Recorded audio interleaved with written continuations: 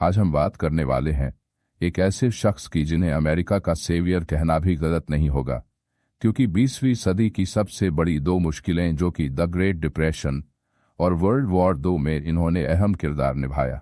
हम बात करने जा रहे हैं अमेरिका के 32वें प्रेसिडेंट फ्रैंकलिन डेलानो रूजवेल्ट की। फ्रैंकलिन का जन्म 30 जनवरी साल 1882 में न्यूयॉर्क की हाइड पार्क नाम की एक जगह पर हुआ। इनके फादर जेम्स रूजवेल्ट एक बिजनेसमैन थे और मां का नाम सारा डेलानो था। 14 की उम्र तक फ्रैंकलिन ने एजुकेशन घर पर ही हासिल की और उसके बाद उन्होंने ग्रोटन प्रीपरेटरी स्कूल से अपनी स्कूलिंग कंप्लीट की। स्कूलिंग पूरी करने के बाद फ्रैंकलिन ने हार्वर्ड यूनिवर्सिटी में एडमिशन लिया, जहां वो पढ़ाई से ज्यादा एक्स्ट्रा करिकुलर एक्टिविटीज में इन्वॉल्व रहते थे। उसी दौरान वो अपने कजिन थियोडर रूजवेल्ट से काफी मोटिवेटेड थे, क्योंकि थियोडर पॉलिटिक्स में काफी एक्टिवली इन्वॉल्व थे। आपको बता दें कि थियोडर रूजवेल्ट 1901 से 9 तक अमेरिका के प्रेसिडेंट भी रहे। कॉलेज के दौरान ही फ्रैंकलिन को एलिनोर नाम की एक लड़की से प्यार हो जाता है और दोनों 17 मार्च 1905 को शादी के बंधन में बंध जाते हैं। 1905 में ही फ्रैंकलिन ने कोलंबिया यूनिवर्सिटी में लॉ के लिए एडमिशन लिया, पर साल 1907 में न्यूयॉर्क बार एग्जाम पास करके वॉल स्ट्रीट के एक मशहूर फर्म कार्टर, लडियार्ड और मिलबर्न के लिए काम करने लगे। पर वहां भी उनका दिल नहीं लगता है, क्योंकि किस्मत ने तो उनके लिए कुछ और ही लिखा था। थियोडोर से मोटिवेट होके वो पॉलिटिक्स ज्वाइन करने का डिसाइड करते हैं और पॉलिटिक्स में उन्हें पहला मौका 1910 में मिला, जब डचेस काउंटी के एक डेमोक्रेटिक लीडर ने उन्हें न्यूयॉर्क स्टेट सेनेट का चुनाव लड़ने के लिए ऑफर दिया। फ्रैंकलिन का परिवार हमेशा से डेमोक्रेट्स को ही वोट देता आया था, इसलिए उन्हें ज्यादा वक्त नहीं लगा ये ऑफर एक्सेप्ट करने में।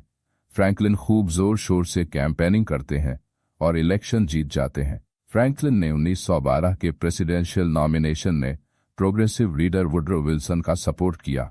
1912 में ही फ्रैंकलिन एक बार फिर से सेनेट की सीट जीत लेते हैं। इस वक्त तक फ्रैंकलिन काफी मशहूर हो चुके थे और उसकी सबसे बड़ी वजह लुइस मैकहेनरी हाउ नाम का एक जर्नलिस्ट था, जिससे फ्रैंकलिन में एक महान पॉलिटिशियन नजर आता है। मार्च 1913 में फ्रैंकलिन नेवी के असिस्टेंट सेक्रेटरी की पोस्ट पर अपॉइंट किए जाते हैं। फ्रैंकलिन को समुद्र और समुद्री कल्चर से काफी लगाव था और इन्हें अपने सीनियर्स से काफी ज्यादा नॉलेज भी थी इस फील्ड में। साल 1914 में जब वर्ल्ड वॉर 1 छिड़ जाती है तो फ्रैंकलिन को मिलिट्री की प्रिपरेशन का ऑफिशियल अपॉइंट किया गया और फ्रैंकलिन ने इस टास्क को भी बहुत ध्यान से पूरा किया और एक बार फिर अपनी क्षमता साबित की। 1918 में फ्रैंकलिन नेवी बेसेस के रूटीन चेक्स के लिए एक लंबे समुद्री दौरे पर निकलते हैं। वापस लौटते हैं तो उनकी वाइफ एलिनोर को फ्रैंकलिन और उनकी सोशल सेक्रेटरी लूसी मेरर के अफेयर के बारे में पता चल चुका होता है और एलिनोर फ्रैंकलिन से डिवोर्स की मांग करती है। पर फ्रैंकलिन एलिनोर से माफी मांगते हुए वादा करते हैं कि वो लूसी को दोबारा नहीं देखेंगे। एलिनोर ने भी फ्रैंकलिन को मौका दिया खुद को बदलने का। साल 1920 में फ्रैंकलिन डेमोक्रेटिक पार्टी से वाइस प्रेसिडेंट के लिए नॉमिनेट किए जाते हैं और प्रेसिडेंट के लिए जेम्स एम कॉक्स को नॉमिनेट किया जाता है। पर रिजल्ट के दिन डेमोक्रेट्स को रिपब्लिकन्स की दी हुई एक बड़ी हार का सामना करना पड़ता है। हार के बाद फ्रैंकलिन एक फिडेलिटी नाम की बॉन्डिंग कंपनी के प्रेसिडेंट बनते हैं। साल 1921 में फ्रैंकलिन वेकेशन मनाने कनाडा के कैंपोबेलो नाम के आइलैंड पर जाते हैं। वहां उन्हें पोलियोमाइलाइटिस नाम की एक बीमारी हो जाती है और वो कुछ वक्त के लिए पूरी तरह पैरालाइज्ड हो जाते हैं। अब उनका पूरी तरह ठीक होना बिल्कुल न के बराबर था और फ्रैंकलिन की मां ने उन्हें सलाह देते हुए कहा कि रिटायरमेंट लेके उन्हें वापस हाइड पार्क लौट जाना चाहिए। पर उनकी वाइफ इलेनर और उनके दोस्त जर्नलिस्ट होवे का कहना था कि उन्हें पॉलिटिक्स में एक्टिव रहना चाहिए। फ्रैंकलिन ने कभी उम्मीद नहीं हारी और उन्हें यकीन था कि वो एक दिन ठीक होंगे। अपनी बीमारी के चलते फ्रैंकलिन अपनी राजनीतिक मौजूदगी कायम रखने के लिए वाइफ एलिनोर पर डिपेंडेंट थे। फ्रैंकलिन के कहने पर एलिनोर उनकी रिप्रेजेंटेटिव के तौर पर एक्टिव हुई। एलिनोर एक बहुत ही कारगर स्पीकर और पॉलिटिकल एनालिस्ट साबित हुई। इस वक्त होवे ने एलिनोर का पूरा सपोर्ट किया। एलिनोर की स्पीचों ने फ्रैंकलिन के वर्चस्व को कायम रखा। 3 साल के बाद 1924 में फ्रैंकलिन ने पॉलिटिक्स में एक शानदार वापसी की और डेमोक्रेट्स कन्वेंशन में अल्फ्रेड एक स्मिथ नाम के लीडर को प्रेसिडेंसी के लिए नामित किया गया और फ्रैंकलिन को गवर्नर के लिए नामित किया गया। फ्रैंकलिन एक बार फिर पूरी तरह पॉलिटिक्स में वापस आ चुके थे और इस बार वो और भी ज्यादा समझदार और संजीदा नजर आ रहे थे और उन्हें ये बात समझ आ चुकी थी कि उन्हें कुछ नया करना होगा, पहले से अलग। फिर रिजल्ट आता है और डेमोक्रेट्स को प्रेसिडेंसी में एक बार फिर से एक बड़ी हार का सामना करना पड़ता है, पर फ्रैंकलिन गवर्नर का चुनाव 25,000 वोट से जीत लेते हैं। फ्रैंकलिन ने स्मिथ के करीबी दोस्त यारों को अपॉइंट करने से साफ इनकार कर दिया और गवर्नर बनने के बाद स्मिथ से किसी तरह की सलाह नहीं ली। स्मिथ, जो कि पहले से ही अपनी हार को लेकर छिड़े हुए थे, फ्रैंकलिन के इस रवैये से काफी नाखुश दिखे और दोनों के बीच एक दरार बन गई। गवर्नर के तौर पे फ्रैंकलिन ने सबसे ज्यादा जोर किसानों के टैक्स कम करने पर दिया और महंगाई कम करने के लिए काम किया। अपने कामों के चलते फ्रैंकलिन 1930 में फिर से गवर्नर बन गए और इस बार जीत का फासला 7,25,000 वोट्स का था। 1930 में जब ग्रेट डिप्रेशन या महामंदी ने पूरी तरह से अर्थव्यवस्था को कुचल रखा था, फ्रैंकलिन ने सरकार से राहत और आर्थिक सुधार के लिए काम करने की मांग की। अपने साथियों से हालात की जानकारी लेते हुए उनकी सलाह पे फ्रैंकलिन रिपब्लिक सरकार से टेम्पररी इमरजेंसी रिलीफ एडमिनिस्ट्रेशन स्थापित करने की मांग की, जिससे कि बेरोजगार लोगों की कुछ आर्थिक मदद की जाए। उनकी सोच और उनकी लोगों की भलाई के लिए काम करने के जज्बे के चलते 1932 के प्रेसिडेंशियल नॉमिनेशन के लिए उनका नाम सबसे ऊपर चल रहा था, पर यह इतना आसान नहीं था, क्योंकि नॉमिनेशन के लिए आपको अपनी पार्टी मेंबर्स का कम से कम 2/3 वोट्स जरूरी होता है। ये बात पूरी तरह से साफ थी कि फ्रैंकलिन को स्मिथ और उसके करीबी लोगों का वोट नहीं मिलेगा।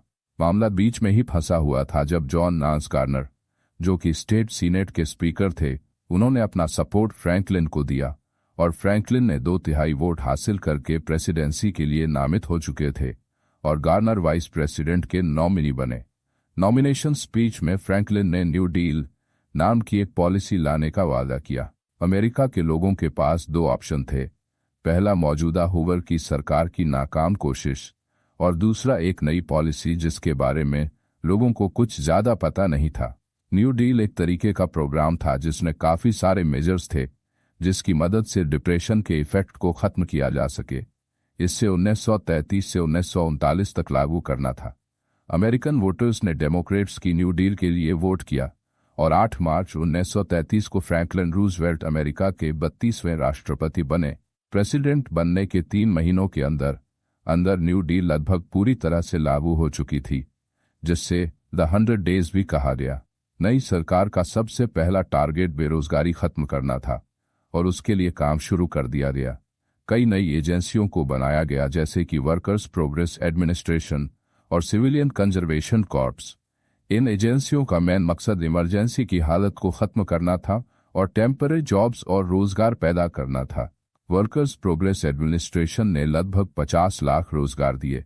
इसने 6,50,000 मील सड़क का कंस्ट्रक्शन कराया, 1,25,000 पब्लिक बिल्डिंग्स, 75,000 ब्रिजेस और 8,000 पब्लिक पार्क्स बनवाए। वर्कर्स प्रोग्रेसिव एडमिनिस्ट्रेशन के अंदर भी काफी सब प्रोग्राम्स थे, जैसे कि federal arts project, federal writers project और federal theatre project. Civilian conservation corps basically national conservation पे काम कर रही थी, जैसे कि पेड़ लगवाना, फॉरेस्ट फायर फाइटर ट्रेनिंग, जंगल के रोड्स बनाना।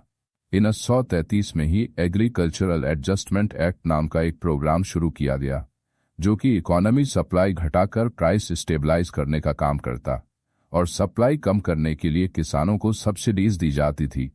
ऐसा इसलिए किया गया क्योंकि सप्लाई डिमांड से बहुत ज्यादा थी। 18 मई 1933 में फ्रैंकलिन ने टेनेसी वैली अथॉरिटी एक्ट पास करवाया। इसके अंदर एक पावर प्लांट शुरू किया गया जो 7 राज्यों में फैला हुआ था और यहाँ पर साफ और सस्ती बिजली का प्रोडक्शन होता। यहाँ पर नाइट्रेट्स का भी प्रोडक्शन होता था। इसको बनाने का एक और मोटिव फ्लड प्रिवेंट करना भी था। 1934 में एक और एजेंसी बनाई गई जिससे सिक्योरिटीज एक्सचेंज कमीशन कहा गया और इस एजेंसी का मेन काम इन्वेस्टर्स के यकीन को दोबारा कायम करना था। फ्रैंकलिन के पास गरीबों, मजदूरों और किसानों का पूरा सपोर्ट था। वहीं कंजर्वेटिव्स पूरी तरह से फ्रैंकलिन के खिलाफ थे। 1936 में फ्रैंकलिन ने रिपब्लिक पार्टी के अल्फ्रेड लैंडन को लगभग 1 करोड़ वोटों से हराकर एक बार फिर से प्रेसिडेंट बन गए। साल 1927 तक इकोनॉमी स्टेबल हो चुकी थी, तो फ्रैंकलिन सरकार ने सरकारी खर्चे कम करने का फैसला किया और ऐसा करते ही एक बार फिर से इकोनॉमी गिर जाती है। सरकार को फिर से गवर्नमेंट स्पेंडिंग बढ़ानी पड़ी। 1938 में फ्रैंकलिन ने फेयर लेबर स्टैंडर्ड एक्ट या वेजेस आवर्स एक्ट कहा जाने वाला कानून पास कराया, जो कि अमेरिका के इतिहास का पहला कानून था जो मजदूरों की वेजेस रेगुलेशन के लिए लाया गया। सितंबर 1939 में यूरोप में दूसरा विश्व युद्ध शुरू हो जाती है। फ्रैंकलिन ने इमरजेंसी कांग्रेस मीटिंग बुलाई और न्यूट्रलिटी एक्ट में कुछ बदलाव की मांग रखी। आप लोगों को बता दें कि न्यूट्रलिटी एक्ट एक ऐसा कानून था जिसने अमेरिका के हथियार बेचने या एक्सपोर्ट करने पर रोक लगाई हुई थी। मीटिंग में यह डिसाइड किया गया कि अमेरिका फ्रांस और ब्रिटेन को कैश एंड कैरी बेसिस पे आर्म्स बेचेगा। कैश एंड कैरी बेसिस का मतलब है कि हथियार खरीदने के लिए फ्रांस और ब्रिटेन को फुल कैश पेमेंट करनी होगी और उन हथियारों के ट्रांसपोर्टेशन और कैरी करने की जिम्मेदारी खुद उन्हीं की होगी। इसमें अमेरिका का कोई रोल नहीं रहेगा। सन 1940 में फ्रांस नाजी जर्मनी के सामने सरेंडर कर देता है और ब्रिटेन अकेला पड़ जाता है। ऐसे मौके पर फ्रैंकलिन ब्रिटेन को सपोर्ट करने का फैसला करते हैं।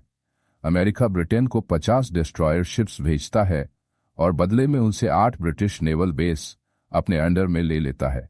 1940 के प्रेसिडेंशियल इलेक्शन में फ्रैंकलिन ने वेंडेल विल्की को हराकर तीसरी बार चुनाव जीत के एक इतिहास लिखते हैं, क्योंकि वो पहले ऐसे शख्स थे जो 2 बार से ज्यादा यूएसए के प्रेसिडेंट बने। 1941 में ब्रिटेन के पास पैसे खत्म हो चुका था जिससे वो हथियार खरीदे। ऐसे में फ्रैंकलिन ने लैंड लीज एक्ट पास कराया।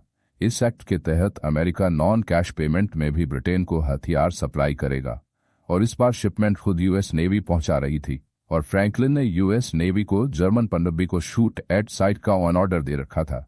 अगस्त 1941 में ब्रिटिश पीएम विंस्टन चर्चिल और फ्रैंकलिन न्यूफाउंडलैंड में मुलाकात करते हैं और जर्मनी को हराकर वार रोकने का इरादा बनाते हैं और उसी दौरान एक्सिस पावर यानी जर्मनी और इटली का साथ देने जापान भी आ जाता है। जापान का जर्मनी का साथ देना अमेरिका को पसंद नहीं आया और अमेरिका ने जापान की एक्सपोर्ट सप्लाईज पे रोक लगा दी। जापान ने अमेरिका से नेगोशिएशन भी की पर फ्रैंकलिन ने सप्लाई चालू नहीं की। इस बात से नाराज जापान ने 7 दिसंबर 1941 को अमेरिका के हवाई आइलैंड पे मौजूद यूएस नेवी बेस पे अटैक कर दिया, जिसने 20 नेवी शिप्स और करीब 150 प्लेन्स नष्ट कर दिए और करीब 2500 जाने गई। फ्रैंकलिन रूजवेल्ट ने न्यू डील को विन द वॉर के नारे से बदल दिया और ब्रिटिश पीएम चर्चिल से मिलकर ये डिसाइड किया कि पहले जर्मनी का हिसाब किताब होगा, उसके बाद जापान का फैसला होगा। साल 1944 में फ्रैंकलिन एक बार फिर रिपब्लिक पार्टी के थॉमस ड्यूई को हराकर चौथी बार अमेरिका के प्रेसिडेंट बन जाते हैं, लेकिन इस वक्त तक वो बीमारियों के चलते काफी कमजोर हो जाते हैं और कहते हैं कि विश्व युद्ध खत्म होते ही वो रिजाइन कर देंगे। उसी दौरान वो यूएन का कैंपेन भी करते हैं ताकि विश्व युद्ध खत्म हो सके और शांति कायम की जा सके। 29 मार्च 1945 को फ्रैंकलिन कुछ दिनों के रेस्ट के लिए वार्म स्प्रिंग जॉर्जिया जाते हैं। 12 अप्रैल 1945 की दोपहर एक पोर्ट्रेट के लिए बैठे हुए फ्रैंकलिन को सेरेब्रल हेमरेज अटैक आता है और उसी वक्त अमेरिका और दुनिया ने एक महान शख्स को हमेशा के लिए खो दिया। फ्रैंकलिन डेलानो रूजवेल्ट का नाम विश्व राजनीति में हमेशा अदब से लिया जाएगा और उनकी राजनीतिक समझबूझ की मिसाल आने वाली कई सदियों तक याद रखी जाएगी। इसी तरह की और इंटरेस्टिंग वीडियोस देखने के लिए हमारे चैनल को सब्सक्राइब करें और वीडियो का ज़्यादा से ज़्यादा शेयर करें।